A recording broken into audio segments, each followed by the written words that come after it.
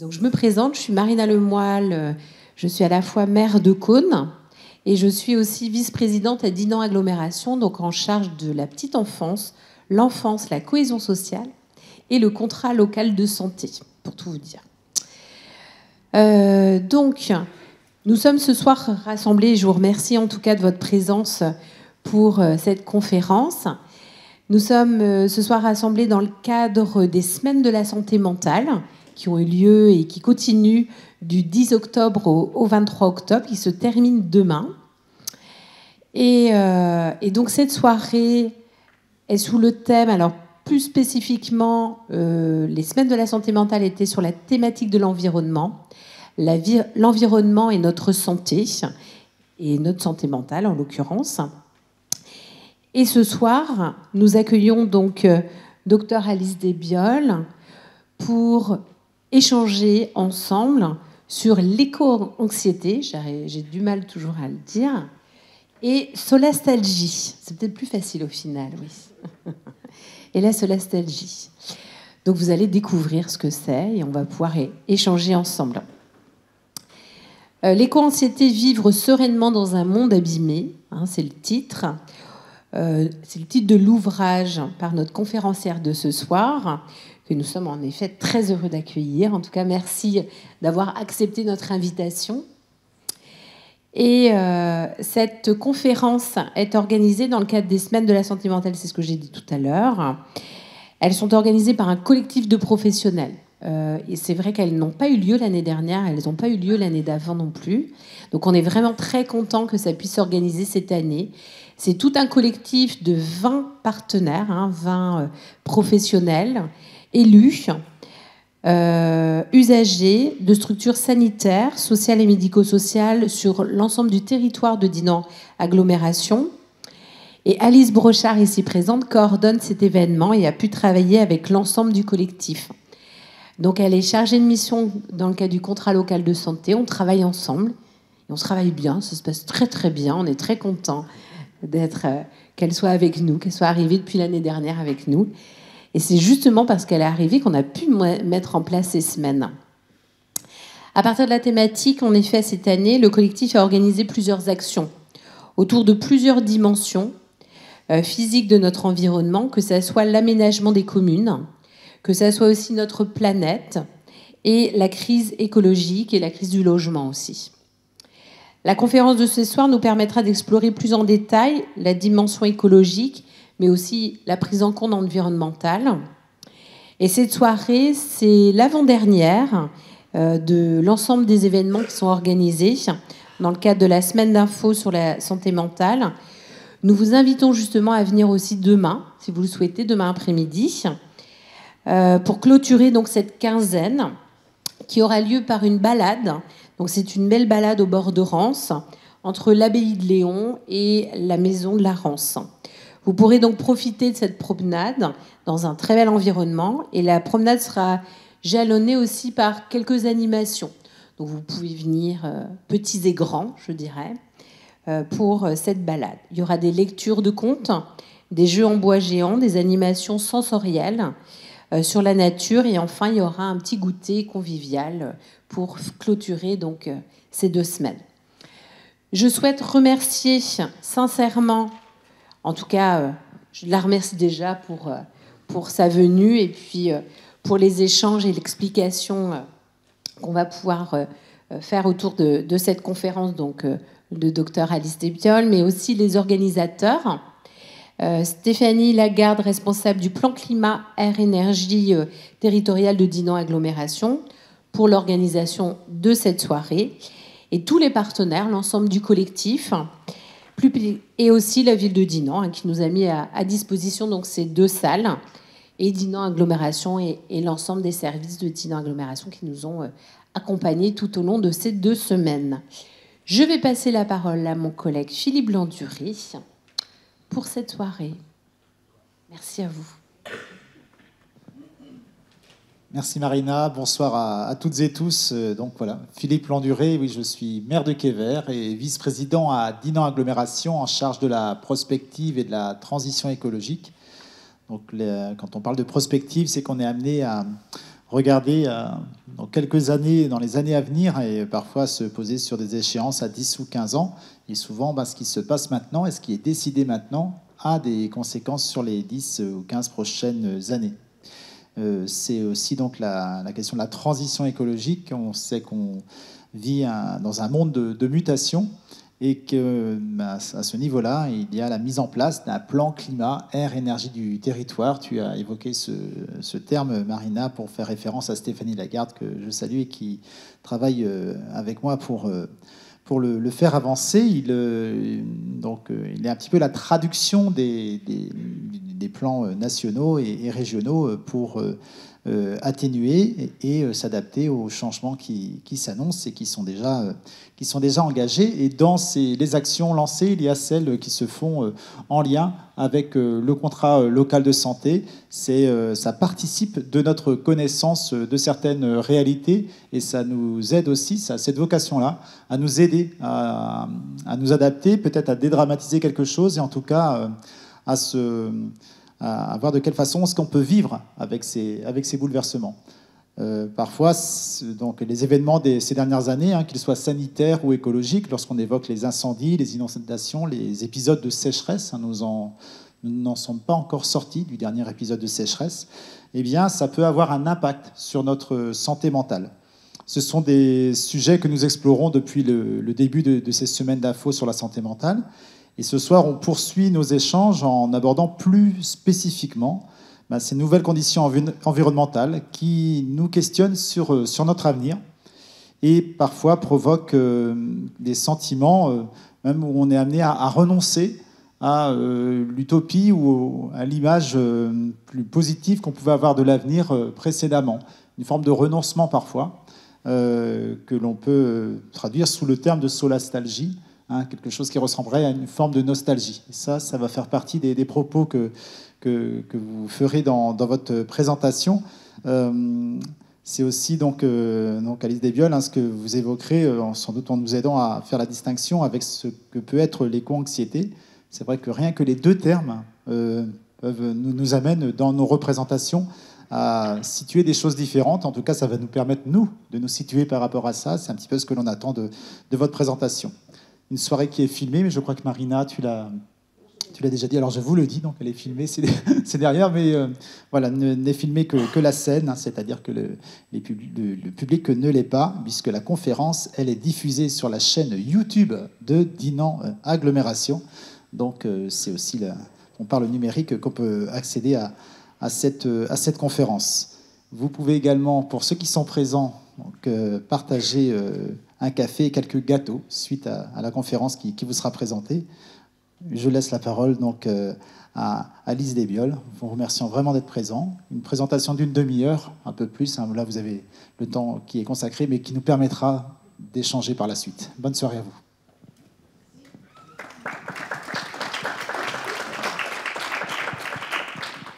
Bonsoir à toutes et à tous. Merci donc pour l'invitation. Merci à Dinan Agglomération pour son invitation.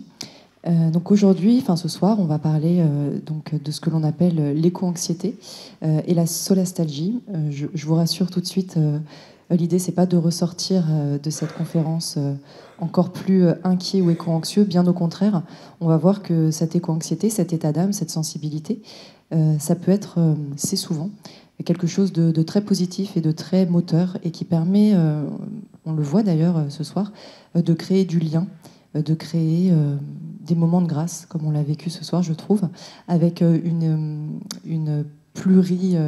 pourrait dire une pluridisciplinarité, avec de l'art, de la cuisine, de la botanique, des plantations, du lien social, des échanges. Et donc, pour moi, c'était quelque part un petit peu un moment de poésie. Et c'est ce que peut, à mon sens, entraîner l'éco-anxiété quand on arrive à, d'une certaine manière, l'apprivoiser, la transcender et à en faire une force et un moteur pour l'action et une boussole aussi pour guider nos engagements et nos quotidiens. Et donc ce petit moment de grâce que je trouve on est en train de partager ce soir m'a fait penser à une citation que je vais vous lire, qui est extraite d'un film que vous avez peut-être vu, qui s'appelle « Le cercle des poètes disparus ». Et à un moment, leur prof dit à ses élèves « On écrit et on lit de la poésie, non pas parce que c'est joli, mais parce qu'on fait partie de l'humanité. On écrit et on lit de la poésie parce que les hommes sont des êtres de passion. La médecine, le droit, le commerce sont de nobles activités, toutes nécessaires à nous maintenir en vie, mais la poésie, l'amour, la beauté, l'aventure, voilà notre raison de vivre. Et ce soir, on va réfléchir aussi d'une certaine manière ensemble à notre raison de vivre et au sens qu'on veut donner à nos existences. Et c'est un petit peu le propos de l'éco-anxiété qui, on le verra, n'est pas du tout une pathologie mentale, mais au contraire, peut-être avant tout, une forme de philosophie, une forme de sagesse aussi par rapport au monde. Donc je précise avant de commencer cette conférence que je n'ai aucun conflit ou lien d'intérêt à déclarer, si ce n'est que je suis l'auteur de ce livre publié chez Fayard en septembre 2020, donc qui porte sur l'éco-anxiété, vivre sereinement dans un monde abîmé. Alors de quoi on va parler ce soir? Je vais vous présenter un petit sommaire. On va parler finalement de ce bouleversement global, ce bouleversement du monde, ce bouleversement environnemental qui entraîne finalement un bouleversement intime. Et cette éco-anxiété, on aurait pu parler d'éco-colère, d'éco-lucidité, d'éco-joie aussi. Il faut bien choisir un mot. C'était aussi le propos de l'exposition, que l'écologie, la pensée écologique a besoin aussi de mots pour se déployer. Donc on a choisi, on parle de plus en plus d'éco-anxiété ou de solastalgie, on va y revenir. Avec toutes les limites que chaque terme peut recouvrir. Néanmoins, ça a le mérite de mettre des mots sur les mots, et c'est peut-être ça aussi le plus important. Et donc cette éco-anxiété, c'est vraiment une crise de la sensibilité, une crise de sens qui entre en résonance avec une crise plus globale que nous traversons collectivement et individuellement du coup. Et donc cette éco-anxiété, c'est aussi une forme de lucidité par rapport au monde, on va y revenir, matinée parfois d'une certaine impuissance qui peut être un peu frustrante, puisqu'on est face à des désordres globaux et que forcément ça dépasse la seule échelle d'intervention d'un individu. Donc il peut y avoir parfois cette frustration. Mais ça fait aussi partie, on va dire, du jeu quand on est éco-anxieux.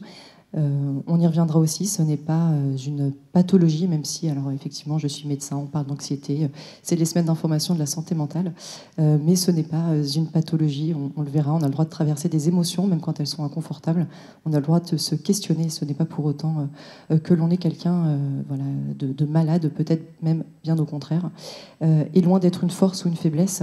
Donc c'est loin d'être une force et loin d'être une faiblesse, pardon, c'est plutôt une force. Je me suis un petit peu embrouillée sur ma dernière ligne, c'est ça qui m'a perturbée. Donc cette présentation va s'articuler autour de 4 grands axes que j'essaierai de traverser assez rapidement entre guillemets, pour qu'on ait aussi le temps d'échanger. C'est pas un diaporama qui est exhaustif, puisque on va le voir, l'éco-anxiété c'est un sujet avec de nombreuses ramifications, puisqu'il vient percuter les individus, il vient nous percuter dans toutes nos dimensions. Donc c'est impossible, si vous voulez, de résumer tout ce que ça peut impliquer en quelques minutes. Je développe un petit peu plus ma pensée et mes propositions, bien sûr, dans mon livre. Et n'hésitez pas après à poser des questions, puisque chaque conférence se nourrit aussi des interactions avec vous, puisque c'est aussi quelque chose de profondément intime. Et donc ça a aussi besoin de se nourrir de vos partages.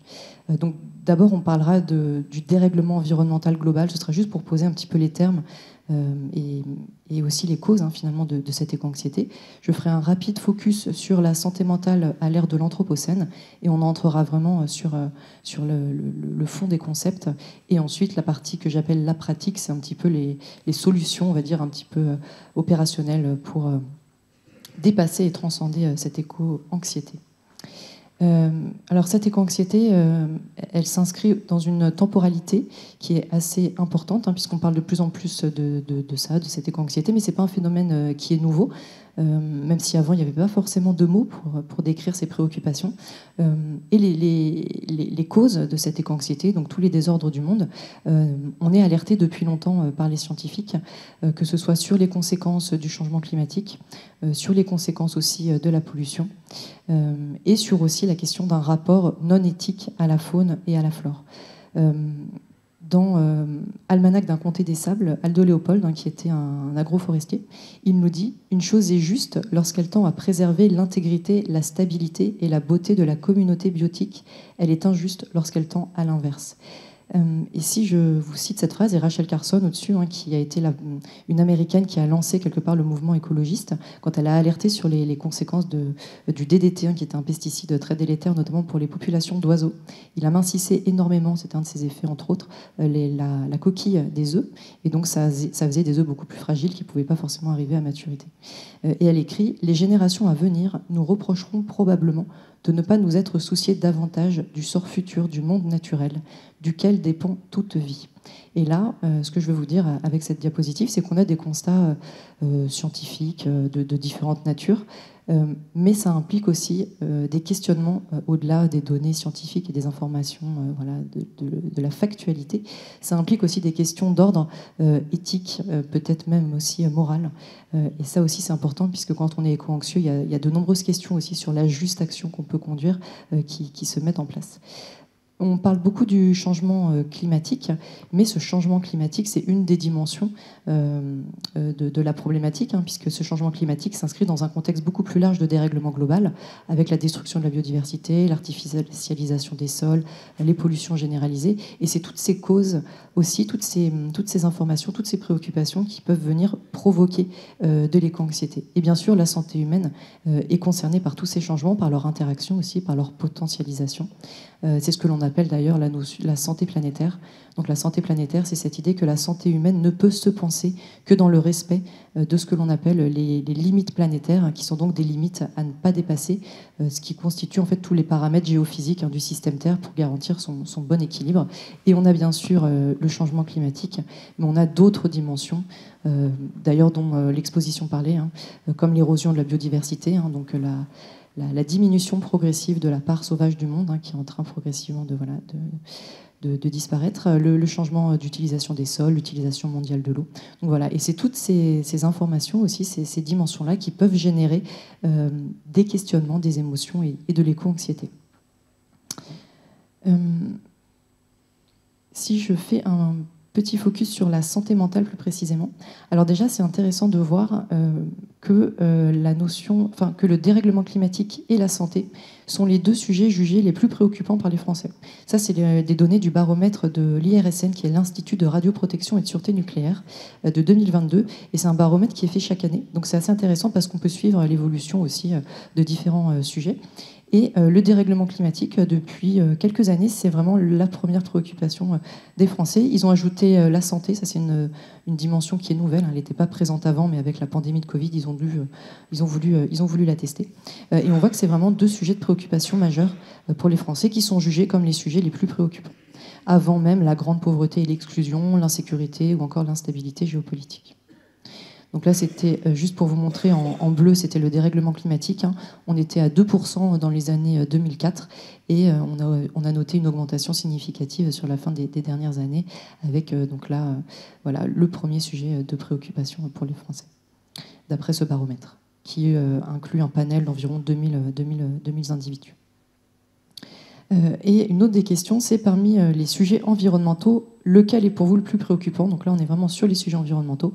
Et encore une fois, c'est le dérèglement climatique qui arrive en premier, suivi par la disparition d'espèces animales, ce qui est aussi un petit peu nouveau, puisqu'au début, c'était peut-être 2-3% dans les années 2000. Et donc là, c'est monté à 12%.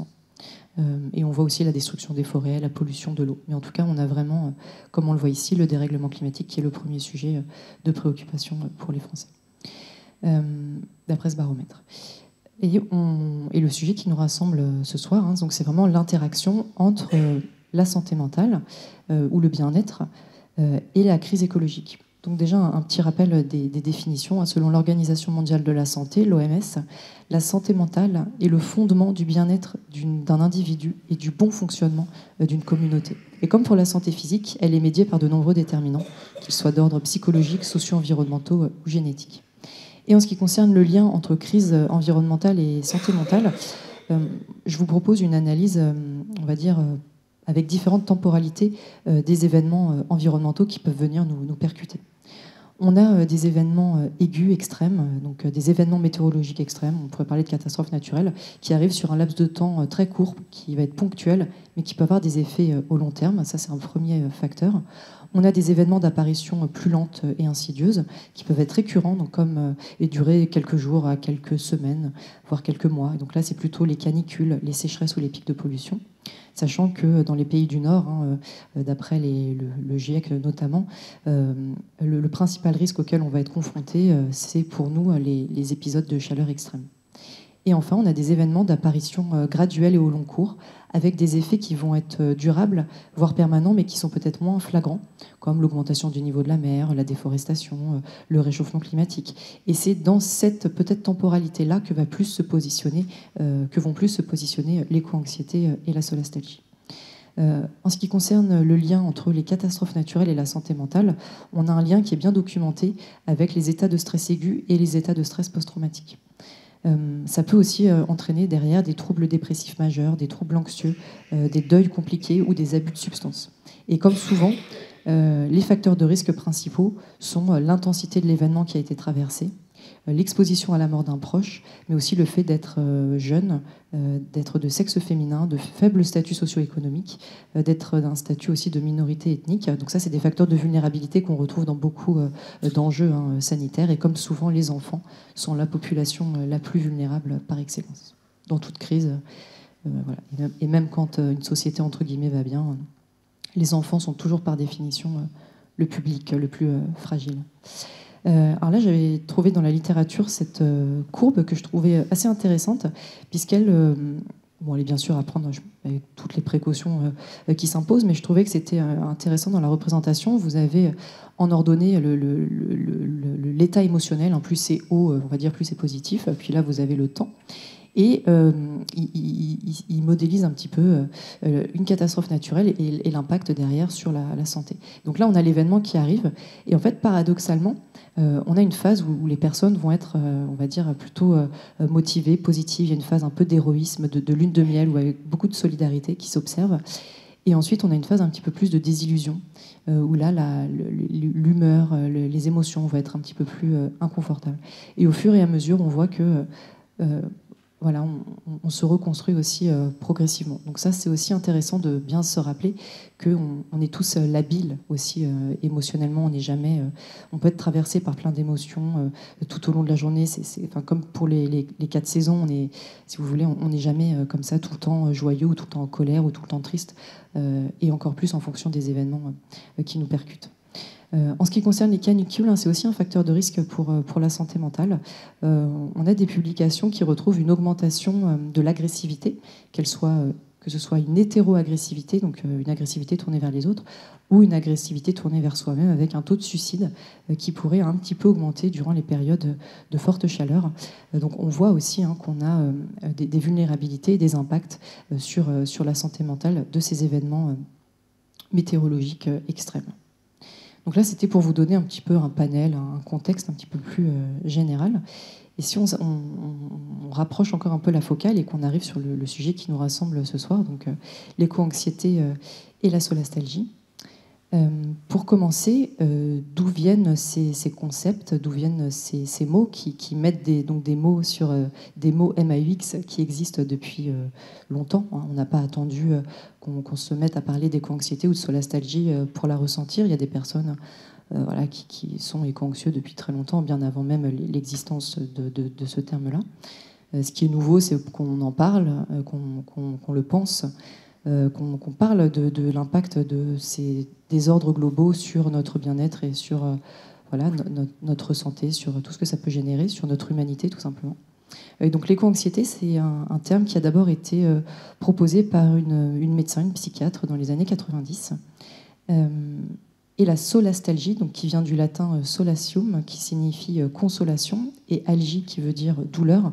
Donc littéralement, c'est la perte de réconfort qui est apportée par un lieu qui nous est cher. Donc ça, c'est un concept qui vient d'Australie, qui date des années 2000, et qui a été pensé, et là je trouve que c'est assez intéressant d'être souligné, ça mérite d'être souligné, ça a été proposé par un philosophe.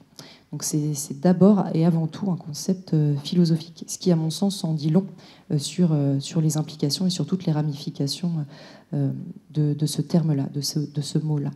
Et donc, la solastalgie, pour la définir, c'est une forme de nostalgie par rapport à un environnement qui change. Et alors moi, souvent, pour la définir, je dis que c'est un petit peu comme un mal du pays, sauf que le mal du pays, c'est le pays que l'on quitte, alors que la solastalgie, c'est le pays qui nous quitte. C'est-à-dire qu'on ne part pas, on ne change pas d'endroit, mais par contre, on peut constater des modifications de son environnement. Et ce terme, il a été proposé donc par un philosophe australien qui a mené une étude avec des populations locales en Australie, qui avaient été percutées par deux événements qui avaient complètement et drastiquement modifié leur environnement immédiat. Le premier événement, c'est un événement d'origine anthropique, donc c'était la création d'une mine de charbon à ciel ouvert. Et le deuxième événement, c'était une vague de chaleur extrême qui avait complètement détruit aussi leur environnement. Et dans les deux cas, ce que ce philosophe a observé, c'est une grande tristesse, une nostalgie, même parfois l'impression d'un deuil de la part de ces populations locales face aux modifications de leur environnement. Et en même temps, cette notion de nostalgie, pour lui, n'était pas suffisante. Et donc, il a créé ce néologisme, il a créé ce nouveau mot de solastalgie. Et après la philosophie, c'est le scientifique et le soin qui se sont emparés de cette notion, avec par exemple le Lancet, qui est une revue médicale internationale à comité de lecture, qui a proposé une définition de la solastalgie en la décrivant comme un sentiment pénible de perte. Et donc ça, c'était dans son numéro sur le changement climatique et la santé. Et l'Association américaine de psychologie a, elle, défini l'éco-anxiété comme la peur chronique d'un désastre environnemental. Ces deux notions, elles méritent, à mon sens, d'être un petit peu enrichies de d'autres propositions. Le premier, c'est la notion de biophilie, que je trouve assez intéressante, que je développe plus largement dans mon livre, mais là, l'idée, c'était de vous en dire quelques mots. La biophilie, donc bio, la vie, et philias, les passions. Donc la biophilie, c'est finalement l'amour inné de l'humain pour le monde qui nous entoure, pour la part sauvage du monde, pour les altérités non humaines. Donc c'est cette affinité innée que nous aurions pour les autres formes de vie, pour les autres animaux, tout simplement. Et je trouve que c'est intéressant de le souligner. Et il faut savoir aussi qu'on a une association qui est retrouvée entre contact avec la nature et bien-être psychologique. Donc cette biophilie, elle se traduit aussi de manière positive avec notre santé mentale et notre bien-être. À mettre bien sûr en balance avec le syndrome de manque de nature. Donc ça, c'est un syndrome qui n'est pas médical, c'est juste des propositions comme ça de réflexion qu'on peut retrouver.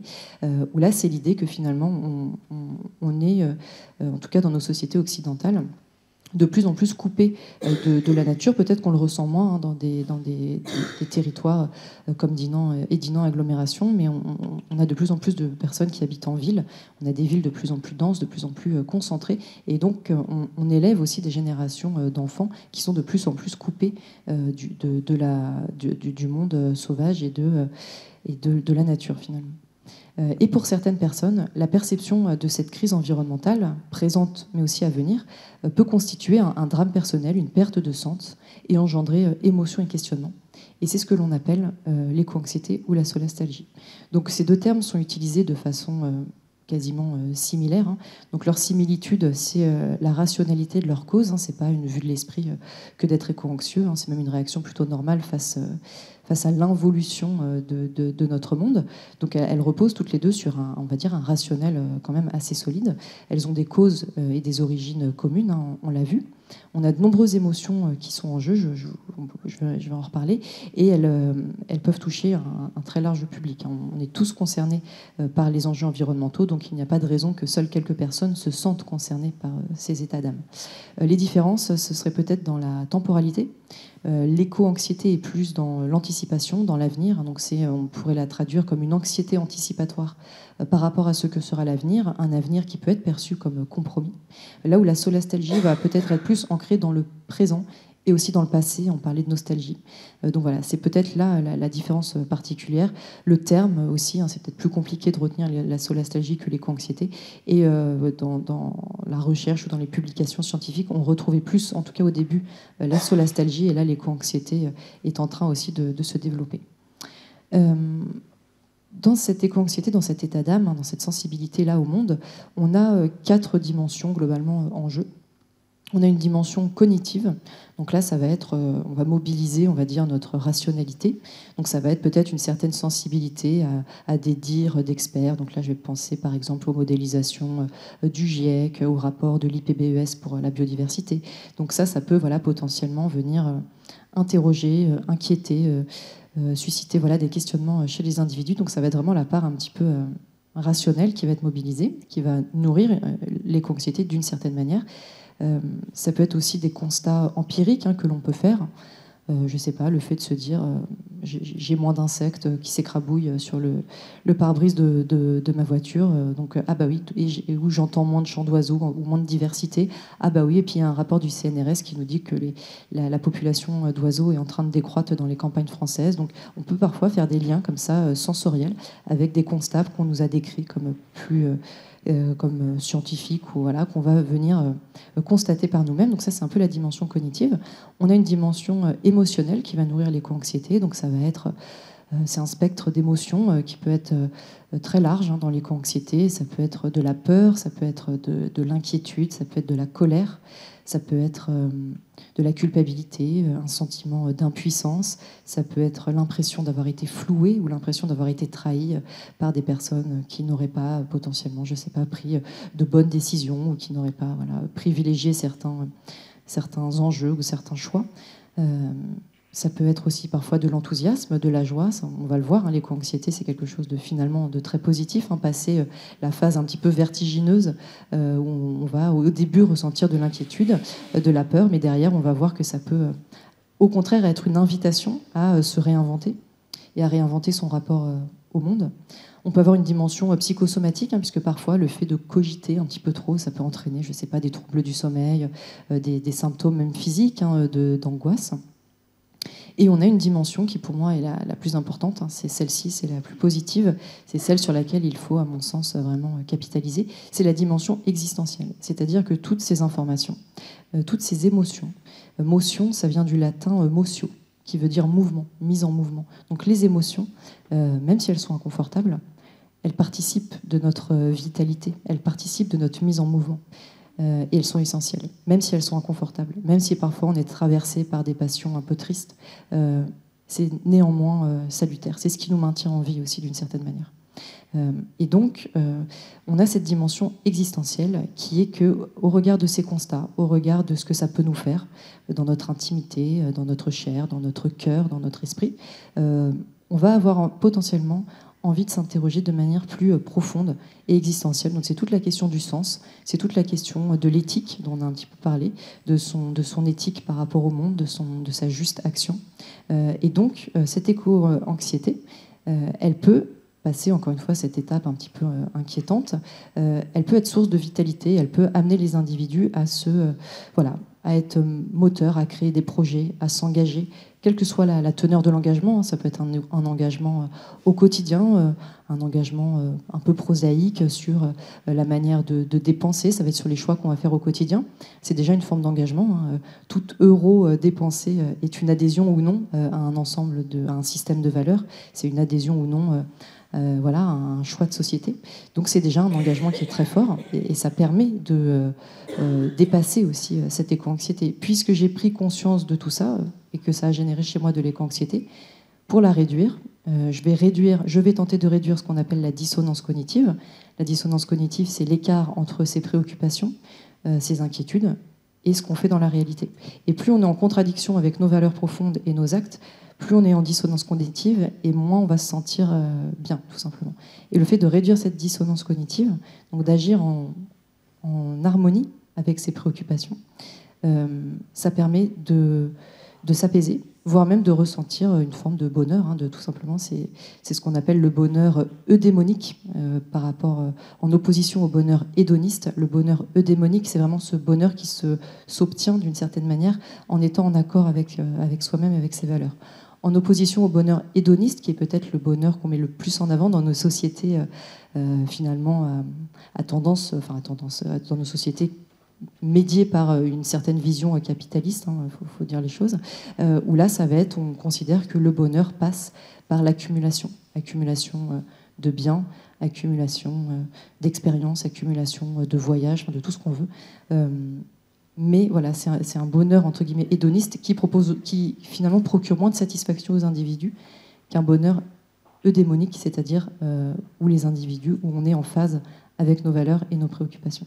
Et donc cette dimension existentielle de l'éco-anxiété, c'est pour moi la clé pour finalement transformer ce boulet, entre guillemets, en bouée et faire de cet état d'âme vraiment une force et une boussole, puisque l'éco-anxiété, elle permet de changer d'angle de vue pour changer finalement d'angle de vie. Et c'est peut-être ça le plus important. Elle peut être déclenchée par plusieurs choses. Ça peut être soit des actions anthropiques ou naturelles, quand je vous présentais l'expérience australienne. Ça peut être un vécu direct, empirique, qu'on va ressentir dans sa chair, ou alors indirect, tout simplement. On peut ressentir de l'éco-anxiété parce qu'on avait des méga-feux en Australie ou face à la déforestation amazonienne. On n'est pas obligé d'être confronté directement à des événements. Cette éco-anxiété, c'est aussi une empathie un peu globale pour tous les tourments du monde qui peuvent aussi nous inquiéter. Donc on peut avoir un vécu indirect. On a bien sûr une composante individuelle, puisque voilà, c'est quelque chose d'intime, c'est vraiment la résonance entre ces désordres globaux et notre intimité. Mais il y a aussi une part collective, puisque l'idée, c'est pas de faire tout reposer sur l'individu, comme si l'individu éco-anxieux était une personne, je sais pas, avec un problème. Pas du tout, ça. On s'inscrit dans une société, et ce qui peut aussi générer de l'éco-anxiété, c'est une certaine forme d'inaction, on peut dire collective, ou le fait de s'engager collectivement dans une direction qui ne va pas nous sembler potentiellement la plus juste. On parle aussi, il y a des sociologues qui travaillent sur le déni socialement construit, c'est-à-dire que ça peut être mal vu socialement de parler de certains sujets. On peut passer pour le rabat-joie. Donc il va être socialement acquis qu'il ne faut pas parler de certains sujets qui fâchent, globalement. Et le réchauffement climatique, par exemple, où toutes ces préoccupations-là, l'éco-anxiété, peuvent en faire partie. Et ça participe de l'éco-anxiété.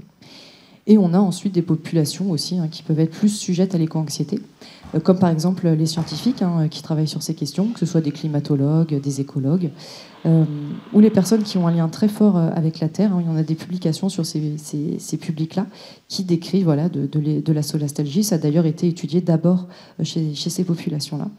Mais pas que, encore une fois, on peut tous être concernés par l'éco-anxiété et la solastalgie, tout simplement parce que ce sont des enjeux qui nous concernent tous.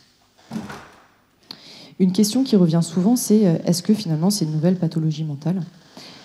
Comme je vous l'ai dit, la réponse est non, même si parfois on peut avoir des formes un petit peu dysfonctionnelles, c'est-à-dire que, on va dire, si au bout d'un moment la souffrance morale va être trop importante, même si encore une fois, qui peut dire que la réaction de l'individu, la souffrance ressentie, l'inquiétude ressentie est trop importante au regard finalement de la menace, qui peut fixer un seuil de c'est trop là, ta réaction elle est disproportionnée par rapport à la situation. Qui peut mettre ce seuil ?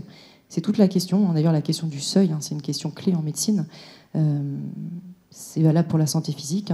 Vous êtes diabétique parce que vous avez passé ce seuil. Vous êtes en anémie parce que vous avez une hémoglobine qui est inférieure à ce seuil.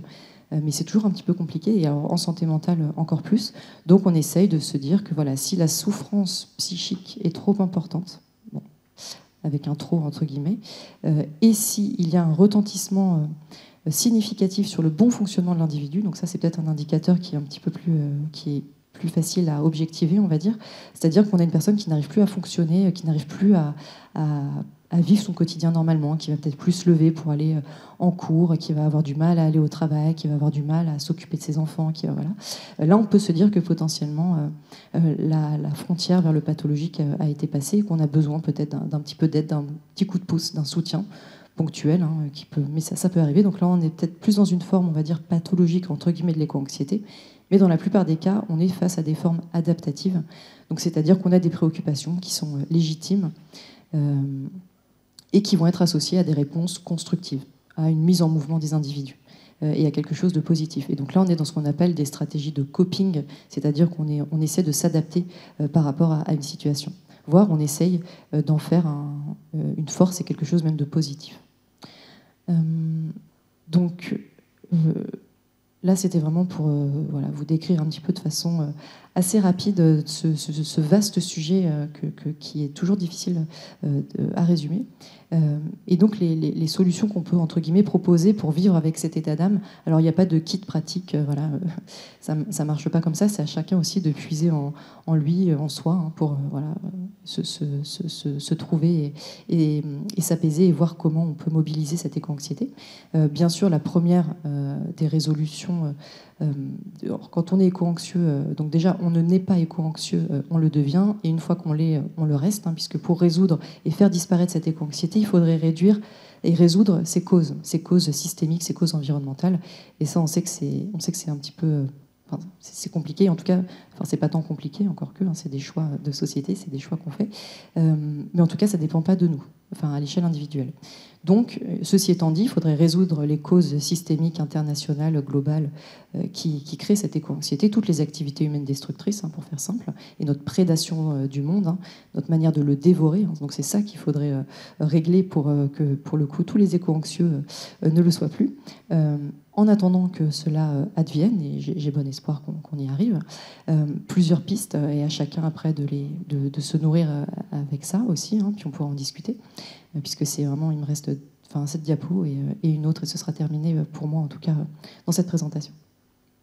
Une première piste que je développe, tout ça est beaucoup plus développé dans le dernier chapitre, hein, du livre, hein, si certains veulent creuser, mais c'est de savoir lâcher prise, donc de pas voilà, trop comment dire, se flageller avec tous ces constats parfois anxiogènes, donc savoir lâcher prise sans pour autant renoncer. Donc c'est trouver le bon équilibre, de conjuguer sa vie au présent, ça c'est important. On a parlé d'anxiété anticipatoire, on a parlé de peur eschatologique, hein. Donc quand on parle d'eschatologie, c'est tout ce qui est relatif à la fin du monde. Donc ça c'est quelque chose qu'on a aussi depuis la nuit des temps en tant qu'être humain. Bon là, ce qui se passe, c'est qu'il y a quand même un rationnel derrière, un peu scientifique, qui peut faire que cette vision eschatologique de l'avenir, elle peut être renforcée. Mais donc c'est important de conjuguer sa vie au présent, puisque comme disait le philosophe Nietzsche, ce n'est pas le doute, c'est les certitudes qui rendent fou. Et quelque part, personne ne sait de quoi sera fait l'avenir. Donc il faut aussi peut-être se garder une marge voilà, d'incertitude, de possibilité de réinventer aussi l'avenir, et donc de aussi conjuguer sa vie au présent. Puisque comme disait Pascal, alors là je suis ambiancée là, avec tous les philosophes, je ne sais pas ce qui m'arrive. Qu'est-ce qu'il nous dit Pascal, du coup? Il nous dit oui. Il nous dit que finalement, quand on parle de conjuguer sa vie au présent, que le passé n'est plus, le futur n'est pas, et le seul temps qui nous appartienne vraiment, c'est le présent. Et donc c'est celui-là aussi qu'il convient d'investir. Bien sûr, d'assumer des tâches à sa portée, puisque ce qu'on observe souvent avec les personnes éco-anxieuses ou qui ont ces préoccupations-là, c'est une tendance à s'hyper-responsabiliser, voire à se culpabiliser et à vouloir, entre guillemets, toujours bien faire au niveau écologique. Mais ça, voilà, ça peut être aussi compliqué. Personne ne peut. Enfin, vaut mieux éviter d'être un peu comme Atlas qui porte l'ensemble de la voûte céleste sur ses épaules. Ça, c'est beaucoup trop pour un individu. Donc, d'assumer des tâches à sa portée, ça, c'est déjà très bien. Donc, c'est trouver sa juste place dans le monde et d'agir sur ce sur quoi l'on peut agir, et de n'endosser de responsabilité que ce sur quoi l'on peut agir. Donc, ne pas s'hyper-responsabiliser, ne pas complètement voilà, s'en ficher, hein, mais voilà, trouver juste, endosser la juste responsabilité. Là, je paraphrase Rousseau, qui nous conseille d'user à loisir des charmes de la nature, hein, puisqu'on l'a vu, le contact avec le monde sauvage, avec une forêt, avec un espace bleu, avec l'horizon, tout simplement. C'est excellent pour la santé physique, la santé mentale. Donc voilà, ne pas hésiter aussi, surtout quand on est éco-anxieux, c'est important de se rappeler qu'il existe encore voilà, de la beauté du monde, tout ça, c'est très important. L'engagement, bien sûr, comme catharsis, hein, ça peut être un engagement, comme on l'a dit, un peu prosaïque sur la manière d'agir au quotidien. Ça peut être un engagement plus à l'échelle aussi de la communauté, donc s'engager auprès de sa mairie, s'engager auprès de l'école de son quartier, s'engager voilà, sur... il y a plein de manières en fait de changer un petit peu d'échelle. Et ensuite, on a une échelle plus macroscopique, qui là va être plus peut-être un engagement politique ou associatif avec une envie d'agir sur des déterminants peut-être plus globaux. Et donc tous ces engagements, à chacun de trouver sa juste intervention. On ne peut pas tout faire, évidemment. Encore une fois, l'idée, c'est pas de se surcharger. Mais tous ces engagements-là sont complémentaires et on n'a pas besoin de quelques milliers de personnes qui soient absolument parfaites et qui vont finir même par s'épuiser à force d'engagement et de préoccupation. On a besoin de milliards de personnes de milliards de personnes un petit peu éco-anxieuses, juste un petit peu ce qu'il faut, pour avoir envie de changer, pour avoir envie de construire aussi une société plus désirable, plus soutenable et plus juste. Donc c'est ça aussi dont on a besoin. L'importance aussi de se réapproprier des savoirs, puisqu'on a, en tout cas je trouve, après ça dépend peut-être bien sûr de beaucoup de choses, du lieu de l'éducation qu'on a reçu, de l'endroit où on a grandi, mais on est très concentré sur les savoirs d'origine humaine, sur les savoirs d'origine anthropique. On voit que dans les programmes scolaires, finalement, tout ce qui va être le monde qui nous entoure, c'est assez peu... on ne nous apprend pas ça. On va nous apprendre l'art, on va nous apprendre... donc toutes les productions humaines et qui sont magnifiques. Je pense que l'art aussi, j'en parle, c'est l'art, la spiritualité, tout ça, c'est aussi des manières de pallier et de dépasser cette éco-anxiété. Mais on oublie tout un panel de savoirs qui ont pourtant nourri notre humanité pendant des millénaires, comme, je ne sais pas, reconnaître les constellations dans le ciel. Sauf que le problème, c'est que le ciel, avec la pollution lumineuse, on le voit de moins en moins. Pourtant, la voûte céleste, c'est aussi très beau. Mais donc, du coup, se réapproprier des savoirs, apprendre à nommer des feuilles, apprendre à reconnaître le chant d'un oiseau, toute cette culture-là du monde aussi qui nous entoure, on gagnerait à s'y intéresser aussi. C'est important. Et à apprendre aussi des choses, à se réapproprier des savoirs de base. Ça, c'est important dans un monde où on est finalement de plus en plus dépossédé de tout. Et où on est de moins en moins autonome. Et cette autonomisation qui passe aussi par le savoir, par la connaissance, par des savoirs pratiques, par des savoirs naturels, à mon sens, c'est aussi une piste à creuser, qu'on soit éco-anxieux ou non d'ailleurs. Comme je le disais quand je citais Nietzsche, bien sûr, aussi se méfier des certitudes et toujours garder une marge de manœuvre et une liberté de penser.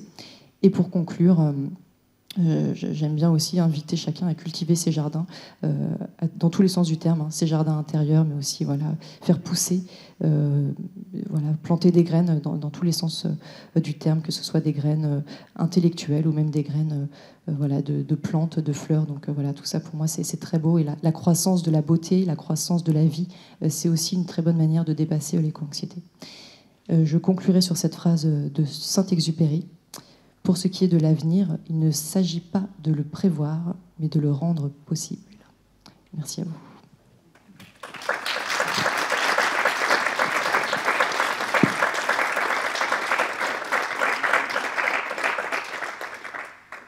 Merci en tout cas, merci pour cette présentation. On va en effet permettre et vous donner le micro, il ne faut pas hésiter, au contraire, de pouvoir réagir. Ce que moi j'ai trouvé en tout cas très intéressant, c'est que quand on commence à lire votre livre, ou même déjà rien que le titre, on se dit « Ah, ça va pas être très rigolo quand même ». L'éco-anxiété, en effet, on se dit à la fois, on est régulièrement par l'actualité, par aussi tous les phénomènes, mais c'est une réalité, c'est une prise de conscience. Mais quelquefois, en effet, ça peut créer, comme vous dites, de l'anxiété, de l'angoisse qui arrive. Mais ce que j'ai trouvé très bien dans votre présentation, c'est que cette angoisse et cette anxiété-là, on peut la transformer. On peut, en effet, comme vous dites, on a tous besoin d'être un petit peu éco-anxieux, parce que ça va permettre, si j'ai bien compris, d'agir, ou en tout cas permettre un changement. Quand il y a une prise de conscience, en effet, il y a un changement qui peut s'amorcer.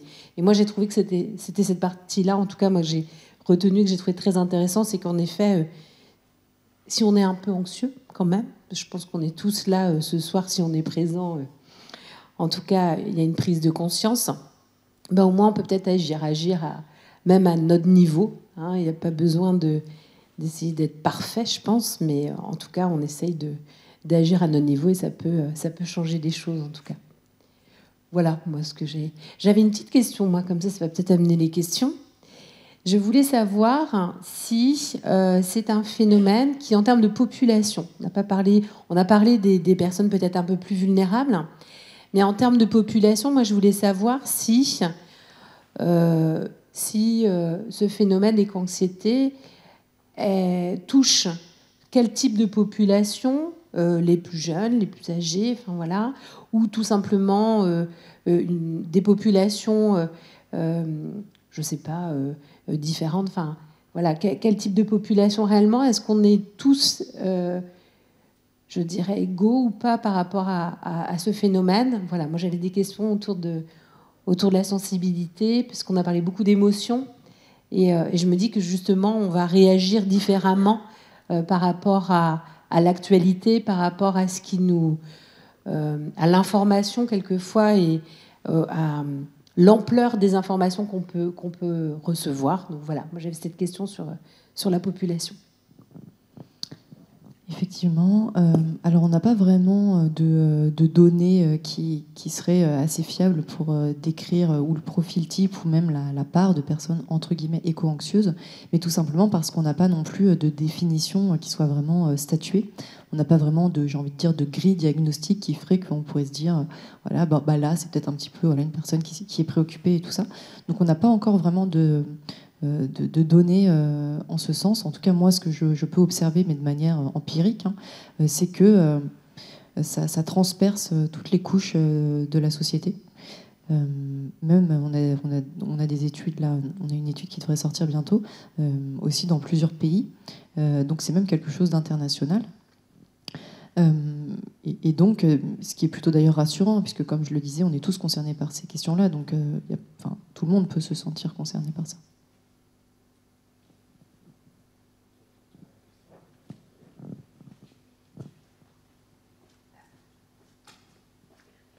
Du coup, on terminera vers 45 au maximum, et vous pourrez me retrouver dans l'entrée si vous voulez. Alors, j'ai une question par rapport aux jeunes gens. J'en connais beaucoup qui ont pris la décision de ne jamais avoir d'enfants et qui veulent même passer par la chirurgie pour en être sûrs, ce qui est terrible. Bon, évidemment, l'injonction d'avoir des enfants, c'était pas une bonne chose. Dans une société, on a le droit de ne pas en avoir, mais il y a vraiment un courant parmi les jeunes où ils se disent non, on ne fera jamais d'enfants dans ce monde pourri. Voilà, qu'est-ce qu'on peut leur dire? Alors ça, effectivement, c'est ce qu'on appelle l'infécondité volontaire. On a des études en France, mais qui sont un petit peu anciennes, et on était en gros à 3 à 5% de la population qui effectivement déclarait qu'elle ne ferait pas d'enfants pour diverses raisons. Quand il y avait eu des analyses un peu de forums internet pour voir un peu ce que se disaient les gens, et ce qui ressortait, c'était l'envie de... Pas de contraintes, voilà, l'envie de ne pas assumer ça. Et on avait aussi parfois des préoccupations par rapport à l'écologie ou à l'avenir de la planète. Donc ça, effectivement, c'est une préoccupation importante. Comme vous le disiez, il n'y a pas d'injonction, idéalement, à avoir des enfants ou pas en avoir. Donc chacun, bien sûr, est libre de son choix. Là où on peut juste se questionner, c'est s'il y a la notion de renoncement. Vous parliez de renoncement, et ça, c'était assez intéressant. Et donc, du coup, est-ce que c'est vraiment qu'est-ce que ça coûte à la personne qui va faire ce choix-là? Est-ce que c'est un renoncement et un sacrifice lié à une vision effectivement particulièrement sombre, aussi peut-être rationnelle, mais en tout cas sombre, avec une part d'espérance effectivement qui est peut-être assez faible pour faire ce choix-là. Néanmoins, je pense que ces déclarations sont à prendre avec précaution. Je ne dis pas que ce sont des déclarations d'intention qui n'iront pas au bout, mais souvent, en tout cas dans celles dont on parle, elles proviennent de personnes assez jeunes. Alors je ne sais pas si elles sont en couple stable ou pas, mais ce qui serait intéressant de voir, c'est de suivre en fait ces personnes-là et de voir si peut-être dans 10 ans, avec peut-être une évolution par rapport à leur éco-anxiété, est-ce qu'elles auront trouvé peut-être, est-ce qu'elles auront développé un autre rapport au monde, un autre rapport aux autres, un autre rapport à elles-mêmes, qui va faire que finalement, peut-être que dans quelques années, c'est des personnes, ou pas, mais qui bâtiront, qui planteront des graines aussi et auront des enfants. Donc pour l'instant, je pense que c'est à prendre avec précaution. Peut-être que ça ira au bout, ces déclarations d'intention, mais on n'a pas encore d'informations.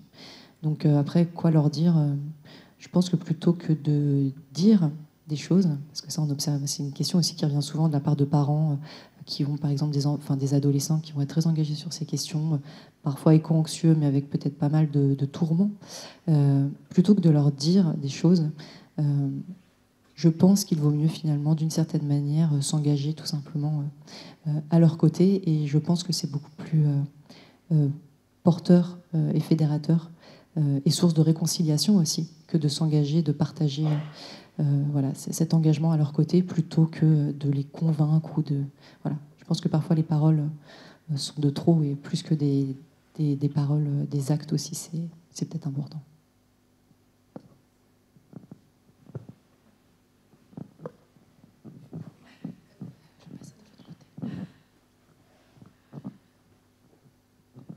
Alors moi j'aimerais... Alors c'est pas forcément une question, je parle de mon expérience. C'est qu'en gros à 16-17 ans, j'ai fait une crise, auprès de mes parents justement, je pense que c'était un peu une crise écologique, donc c'est l'éco-anxiété qui n'existait pas encore, le mot n'existait pas encore. Et j'en suis même venue à pleurer en fait, tout simplement, parce qu'effectivement j'étais pessimiste par rapport à l'avenir du monde, etc. Et ce qui est assez drôle, c'est qu'en gros, mon père m'a dit au final, on est chauffé au nucléaire, quoi. Enfin, pour dire que dans tous les cas, même si je voulais faire des efforts moi-même, par exemple au niveau de la nourriture, manger bio, végétarien, tout ça, en fait, dans tous les cas, on était chauffé au nucléaire et que, voilà. Et en fait, ça a un peu comment dire, ça m'a un peu déstressée. Enfin, c'était un peu prise d'une blague. Enfin, c'était quand même très bizarre de se dire que, en fait, même si je veux agir de moi-même, globalement, il y aura toujours des conséquences écologiques, quoi. Tout à fait, non mais vous avez complètement raison. Et d'ailleurs, on a une étude comme ça de Carbone 4 qui est assez intéressante et qui retrouve, alors là, ils se sont concentrés que sur un indicateur qui est les gaz à effet de serre. Et pour respecter en fait les accords de Paris que la France a signés, il disait que la part de l'effort à accomplir, elle concerne effectivement, on va dire à 25% les citoyens. Et donc les efforts, entre guillemets, pour moi, c'est pas des efforts, mais ça c'est un autre sujet. C'était par exemple d'adopter un régime flexitarien, donc c'est-à-dire de ne pas être végétarien forcément, mais de réduire en tout cas sa consommation de protéines d'origine animale. C'était je crois, de moins prendre sa voiture, de plus marcher, ou d'isoler son logement. Il y avait 5 items comme ça qui n'étaient pas très contraignants. D'ailleurs, c'est très bien. Et les 75% restants étaient effectivement du domaine des industriels, des entreprises, du service public aussi, de l'État, avec ses écoles, ses hôpitaux, ses bâtiments. Et donc, ça permet, je trouve, de rééquilibrer aussi le poids qu'on peut se mettre. Les efforts, entre guillemets, que l'on peut faire en tant qu'individu, en tant que citoyen, ils sont nécessaires, mais ils ne sont pas suffisants. Et donc, encore une fois, c'est la question de la responsabilité. Ça ne sert à rien de s'hyper-responsabiliser. Il y a même une forme, si on pousse un peu la réflexion, une forme même d'hubris, donc de démesure, à se dire que sa propre action pourrait changer l'ordre du monde. On ne se dit pas ça, bien sûr, mais d'une certaine manière, vous voyez, c'est ce poids qu'on peut se mettre parfois quand on est éco-anxieux, il est disproportionné au final. Mais il est important, puisque c'est 25%, c'est pas 0%, c'est pas 0,1%, c'est 25%. Donc c'est important, c'est nécessaire, mais c'est pas suffisant. Et encore une fois, c'est la conjonction des engagements, c'est la conjonction des évolutions de tous les acteurs aussi, qui va permettre, à mon sens, la construction, la reconstruction d'un monde aussi beaucoup plus désirable. Et donc, quelque part, la réponse de votre père, elle était pleine aussi d'intelligence. Ça ne veut pas dire qu'il ne faut rien faire, mais c'est voilà. Enfin, si c'est pour au final en plus être tellement abattu qu'on en vient à abandonner, quelque part, c'est dommage. Donc tout l'enjeu aussi, c'est de tenir sur le long terme, de ne pas se décourager, de ne pas se désenchanter. Et pour ça, ça passe par, encore une fois, une action et une responsabilisation qui soit juste et pas disproportionnée.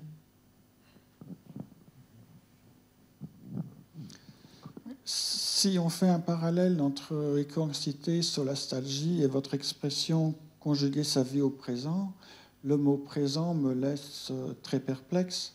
Il faut distinguer des échelles de temps et on aura des réponses différentes selon les échelles de temps auxquelles on raisonne. Par exemple, actuellement, on est dans une civilisation, on a eu à manger tout à l'heure, qui est basée sur l'agriculture et de façon générale une agriculture qui travaille les sols, donc qui provoque de l'érosion, qui a un impact en carbone fort, alors qu'il y a des sols qui nous ont été légués à l'âge des temps géologiques et qui se trouvent plus ou moins menacés, entre autres, par l'érosion. Donc, est-ce qu'on continue dans une civilisation basée sur le travail du sol ou sur l'agriculture ? À une autre échelle de temps, on peut distinguer les générations humaines. Donc, pendant très longtemps, les générations travaillaient dans l'espoir que les générations qui suivent aient des conditions de vie meilleures que les générations précédentes, alors qu'actuellement, ça change. On peut distinguer des cycles saisonniers. Comment vit-on à chaque saison en fonction de, je dirais, différentes sources d'éco-anxiété.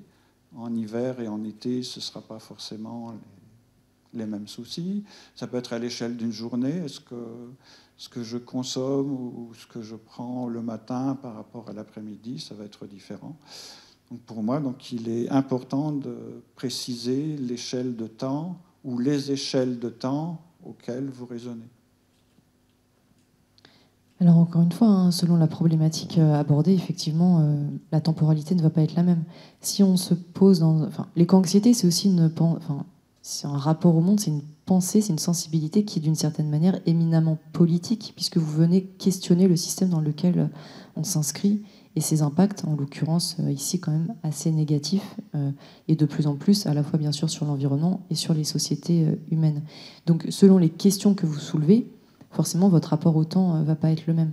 Quand je parlais de conjuguer sa vie au présent, c'était juste pour un petit peu, si vous voulez, s'apaiser et retrouver un petit peu de paix et pas tout le temps être dans une projection qui fait qu'à la fin, vous allez vous dire que finalement, vous n'allez pas faire d'enfants parce qu'en 2050, il y aura des canicules extrêmes, il y aura plus d'eau, enfin, vous voyez. Donc, l'idée, c'était ça. Mais quand vous questionnez, par exemple, le rapport à l'agriculture ou ce genre de choses, effectivement, là, on s'inscrit dans une autre temporalité puisque là, on réfléchit même à un changement de paradigme. Et un changement qui dit changement de paradigme dit... en tout cas, on peut l'espérer, transition, sinon changement brutal, mais transition. Donc tout ça, effectivement, c'est un temps qui va être différent. Donc je pense qu'il faut différencier, si vous voulez, le temps à notre échelle purement individuelle et un temps plus global quand on raisonne à l'échelle plus globale de l'organisation de nos communautés, de l'organisation de nos sociétés. Et effectivement, c'est deux temporalités qui vont être différentes. Moi, dans le dernier chapitre, l'idée, c'est vraiment... puis c'est peut-être aussi la vocation des médecins, de vouloir aussi essayer de proposer des solutions, de soulager les peines, de soulager les tourments. L'idée, c'est là pour le coup, aujourd'hui, ici et maintenant, à l'échelle individuelle, comment je peux, moi, m'apaiser, si vous voulez. C'était ça. Au-delà des questions plus systémiques et paradigmatiques que vous soulevez et qui s'inscrivent effectivement dans une autre temporalité. Mais pour moi, c'est deux choses qui sont en résonance. Mais là, quand je parlais un peu des petites pistes opérationnelles, c'était plus comment finalement canaliser cette éco-anxiété-là, mais à l'échelle individuelle, donc dans une temporalité qui va être beaucoup plus réduite. Je ne sais pas si j'ai répondu à votre question. On en rediscutera.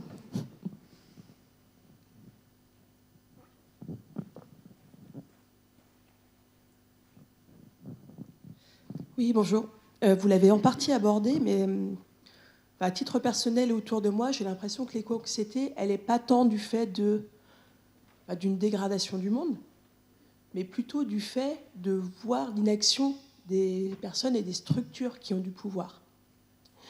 Parce qu'on est en mesure d'imaginer éventuellement un avenir, même dans un environnement dégradé, un avenir qui tienne la route, avec des meilleures valeurs, avec des choses qui sont plus essentielles, qui sont remises au centre, etc. Et donc, ce qui fait que même dans les solutions, en fait, pour vivre plus sereinement, ça me donne presque, ça pourrait pour certaines me donner un peu une impression, un peu de développement personnel, du OK, c'est la merde autour de nous, mais faisons en sorte de rester serein à l'intérieur et tout ça.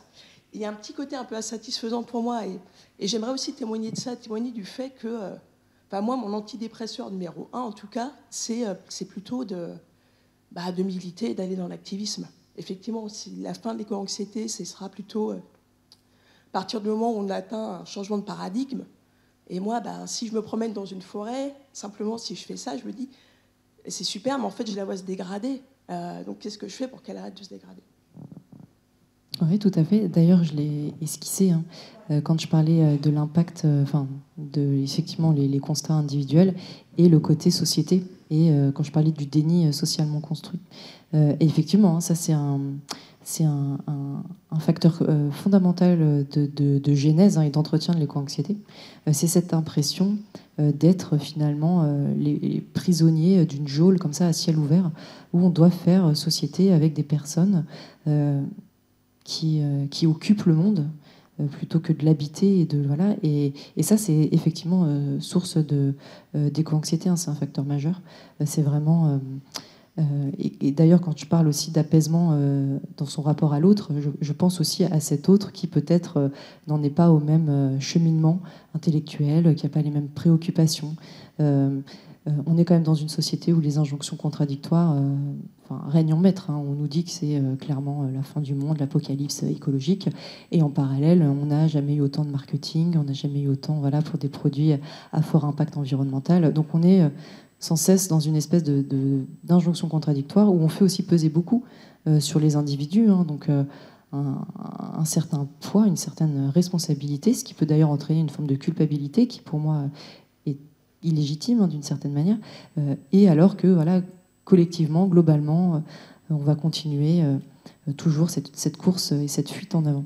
Et donc ça, c'est un facteur clé de l'éco-anxiété que je développe effectivement dans mon livre.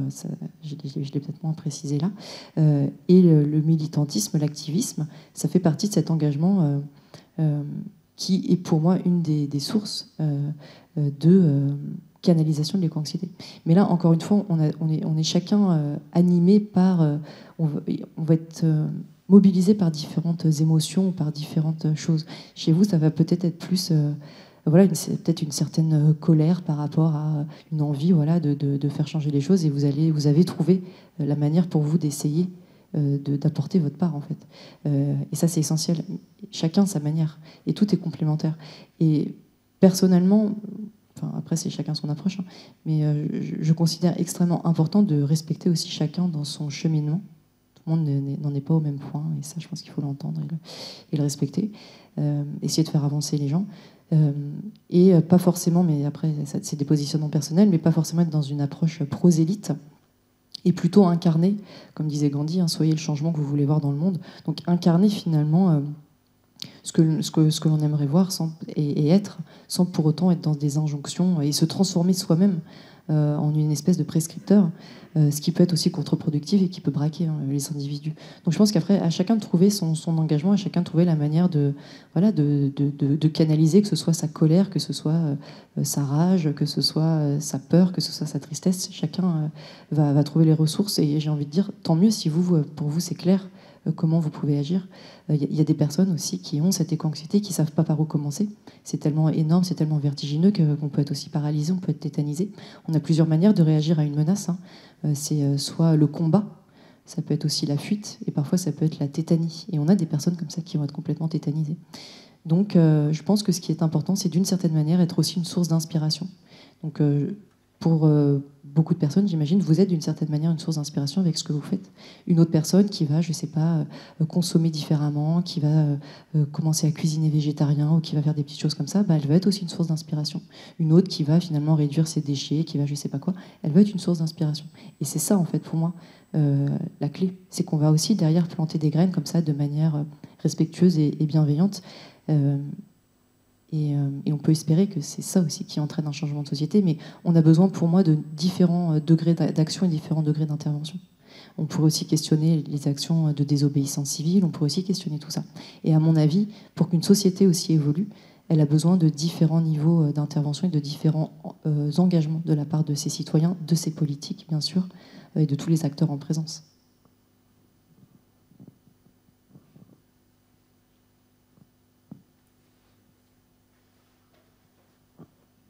Je me permets là juste d'intervenir, mais ce que je ressens dans nos échanges, en fait, c'est qu'on a, sur la notion d'éco-anxiété, au fur et à mesure, on le rapproche des émotions.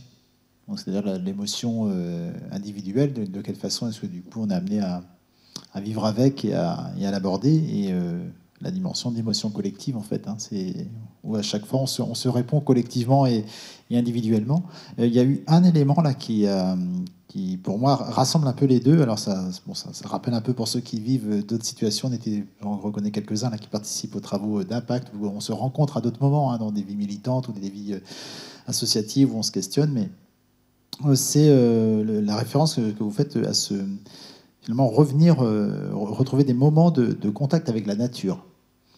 Et ça, je l'ai entendu en fait à plusieurs reprises. Alors c'est aussi des expériences pédagogiques qui sont menées avec des classes où on va faire la classe, alors les fameuses classes vertes, hein, c'est pas nouveau, hein, mais alors faire classe, rester à l'école et finalement plutôt que d'être dans la salle de classe avec la Covid, en fait on a expérimenté ça, on a fait classe dehors pour d'un point de vue sanitaire, et puis on s'est rendu compte que le lien direct avec l'extérieur avait créé des relations entre les enfants et entre enfants et adultes différentes, rien que par le changement de cadre et le fait que oui, il y a un petit vent qui souffle, il y a une relation directe avec la nature. Et ça, c'est quand on parle finalement d'un point de vue chronologique, on parlait de temporalité. On a une société, en effet, on vit une période où on s'éloigne objectivement des éléments. Et peut-être du coup, on s'éloigne aussi de nos émotions, de ce qui fait qu'on est humain, quoi. Et alors, je trouve intéressant de creuser ça parce qu'il y a une dimension individuelle, une dimension collective dans ces vécus qu'on peut avoir du lieu que l'on fréquente et de la façon dont on est ensemble. Et ce rapprochement avec la nature, là, c'est quand même quelque chose qui mérite d'être creusé, sur laquelle on peut agir, quoi. Alors, c'est ça aussi, c'est se dire, je fais la référence avec un enfant qui fait sa journée de classe. On a l'habitude maintenant, parce que c'est dangereux, vous comprenez, d'aller à l'école. On ne sait pas ce qui peut se passer sur la route, il y a tellement de voitures, donc du coup, on emmène son enfant en voiture. Et en plus, pour être sûr qu'il soit bien en sécurité, il est attaché. Et donc, on va faire une certaine distance, mais c'est normal. Enfin, on n'est pas. Et donc, l'enfant va aller dans une pièce où on va s'assurer que même l'air maintenant doit être contrôlé, etc. Enfin, ça bipe parfois. Et on génère en fait des formes d'angoisse successives pour se sécuriser. Et c'est un peu l'idée aussi de la bataille culturelle, quoi. C'est d'accepter qu'on ait la notion de risque, de danger, d'accepter cette réalité-là et de vivre du coup des expériences qui nous enlèvent un peu de pression et peut-être nous évitent de développer certaines angoisses, quoi. Voilà. Alors il y a une expression, c'était beaucoup de philosophes, là j'étais en train de... il y a une expression anglaise, j'ai oublié, mais c'était qu'on décrit comme une maladie aussi, c'est la peur de manquer quelque chose, y compris de manquer un événement. Le FOMO, c'est ça. Voilà, c'est ça, la peur de manquer de quelque chose, et y compris donc en marketing, on l'utilise pas mal. Sur l'événementiel, on l'utilise bien. Il faut y aller parce que là, ça va se passer qu'une seule fois. Il vous reste 5 minutes pour parier. Donc mince, si j'y vais pas, je vais rater quelque chose, quoi. Et là, il y a tous ces éléments-là qui font que dans nos relations humaines, on se crée de l'angoisse mutuellement, je pense. Et que c'est peut-être une façon de se soulager, de se libérer de certaines formes d'anxiété et d'éco-anxiété, c'est de se libérer peut-être de certains contrôles, quoi. Donc il y a des choses qu'on va peut-être laisser à d'autres pour se mettre moins de pression. Je ne sais pas si j'étais... Mais je trouvais que ça... On tournait autour depuis un petit moment, là, et il y a quelque chose là-dessus qui nous permet un peu de nous libérer pour agir et avancer, quoi. Après, je vous laisse la suite. Alors c'est vrai que vous avez abordé une question intéressante, c'est la question aussi des écoles dans la forêt.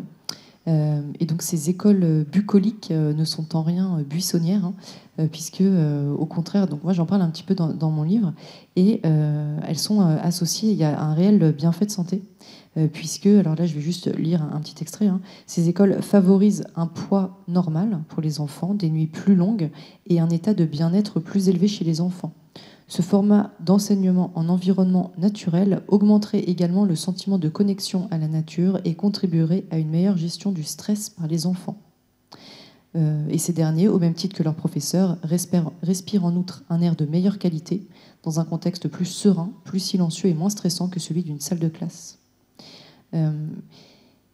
Et effectivement, là vous disiez, en plus on va à l'école en voiture et tout ça parce qu'on est obsédé par la sécurité et machin. Enfin, il faut bien voir quand même que d'aller, la voiture, on a aussi un risque d'accident qui est majeur. Donc quand même, c'est complètement paradoxal. Et par contre, le fait d'être sédentaire, c'est extrêmement mauvais pour la santé. Ça augmente le risque de cancer, entre autres. On a un muscle cardiaque chez les plus jeunes qui est finalement moins performant que celui de leurs aînés. Donc on voit en fait qu'on a même une espèce de, pas de dégénérescence, le mot serait trop fort, mais on est en train de s'atrophier en fait aussi dans nos corps, avec effectivement cette espèce d'obsession peut-être disproportionnée ou de la norme, mais qui n'est pas forcément la bonne. Et effectivement, il faut bien rappeler qu'on passe 80% de notre temps enfermés, notamment les enfants. Ce qui est quand même assez paradoxal quand on voit que la santé, c'est aussi le mouvement, c'est le fait de bouger, c'est le fait de c'est le fait de vivre, de se déplacer, d'explorer, surtout chez les enfants. Et donc en fait, l'enseignement et ses modalités, à mon sens, sont en fait complètement contradictoires quelque part avec ce qui serait optimal pour des enfants. Et donc ces histoires d'école dans la forêt, au-delà de peut-être ce que certains pensent qui serait une lubie je ne sais pas, d'écolo. En fait, ce serait un formidable levier de santé pour les enfants, un formidable levier de santé publique qui, à mon sens, gagnerait à être exploré.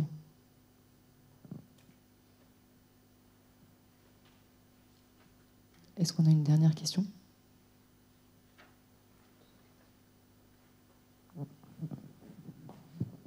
Une dernière question, puis après on pourra se retrouver.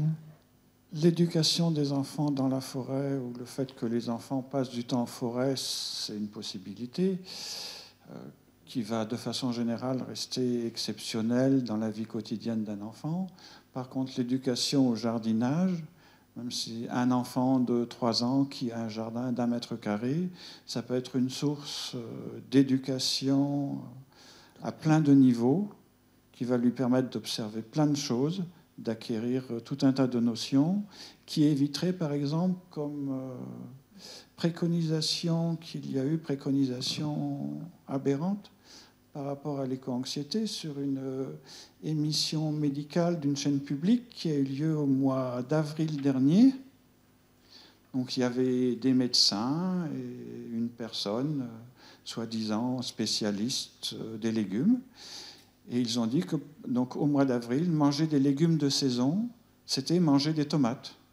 Ils ne savaient pas qu'au mois de tomates, au mois d'avril, on plante les tomates. On les mange en été. Si on mange des tomates, donc là, l'émission avait lieu à Paris. À Paris, au mois d'avril, c'est des tomates qui ont poussé sous serre chauffée. C'était un conseil qui était donné à toute la population. Donc là, c'était un conseil fait par des médecins par rapport à l'éco-anxiété. On en était à ce niveau d'aberration-là, parce que ces gens-là, ces médecins-là, n'avaient absolument aucune notion de jardinage. C'est un médecin qui a donné une recommandation une équipe de médecins. Mais c'est un professionnel de jardinage ou un médecin en plus, il y avait toute l'équipe.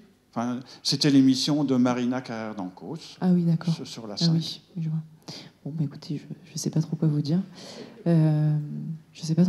Mais attendez, parce que vous m'avez dit quoi ? Oui, effectivement, même sur 1 mètre carré, un petit bout de terre, ça c'est sûr que c'est excellent. Il y a plein de choses à apprendre, mais il ne faut pas oublier, alors peut-être qu'on en a moins conscience sur un territoire comme Lannion agglomération, je ne sais pas, mais l'accès à l'espace vert est profondément inégalitaire, en France notamment. Et tous les enfants, et même tous les Français, n'ont pas accès à un espace vert, qu'il soit individuel ou collectif. Et d'ailleurs, c'est souvent marqué dans les villes. La proximité d'un espace vert, c'est associé à un immobilier aussi qui va être plus cher. Donc il y a une inégalité sociale de santé majeure sur l'accès à l'espace vert, sur l'accès à la nature.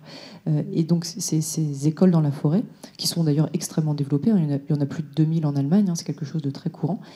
Il y a aussi un levier de justice sociale, quelque part. C'est que vous offrez, si on déployait ça, ou même si c'était peut-être une journée par semaine, enfin, voilà, ça permettrait aussi de compenser certains lieux de vie où, quand vous êtes dans des cités HLM, de banlieue, d'Île-de-France, il faut aller les trouver, les espaces verts qui en plus là sont bétonnés avec les JO à Paris. voilà. Donc tout le monde n'a pas accès même à 1 mètre carré d'espace vert. Peut-être qu'effectivement, dans des zones comme les Côtes d'Armor, qui sont un territoire cher à mon cœur, mais qui ne sont pas forcément représentatifs de ce que vivent beaucoup de Français aussi. Et donc, le fait de passer par des actions collectives, comme l'école, par exemple, comme l'aménagement des territoires, ça crée aussi plus de justice sociale. Et cette conscience-là, donc, qui peut être aussi générée par l'éco-anxiété, c'est aussi un appel à plus de justice environnementale, justice sociale. Et ça, c'est quelque chose de fondamental. Et donc de déployer comme ça des interventions qui peuvent profiter à beaucoup plus de monde, et pas que aux quelques enfants qui auront la chance, qui seront privilégiés parce qu'ils auront accès à un espace vert qui soit personnel ou collectif, mais à proximité de chez eux. Si on peut réduire comme ça ces inégalités aussi, il y a vraiment des enjeux à la fois de santé, puisque la proximité des espaces verts, c'est un enjeu de santé publique. Il y a des rapports de l'OMS, et c'était d'ailleurs le sujet d'une conférence que je donnais ce matin près de Tréguier, où on parlait de toutes ces questions-là de santé publique et d'environnement au sens large. Et donc il y a aussi un profond levier d'équité, d'éthique et de justice sociale à déployer comme ça la nature, les espaces verts, les espaces bleus à proximité des populations. En tout cas, voilà. Merci. Moi, je vais me poser sur la petite table. J'aurai quelques exemplaires que je peux dédicacer s'il y a des personnes qui souhaitent s'en procurer. Et merci à vous. Merci à vous tous et toutes. Je pense qu'on peut en effet applaudir Dr Desbiel.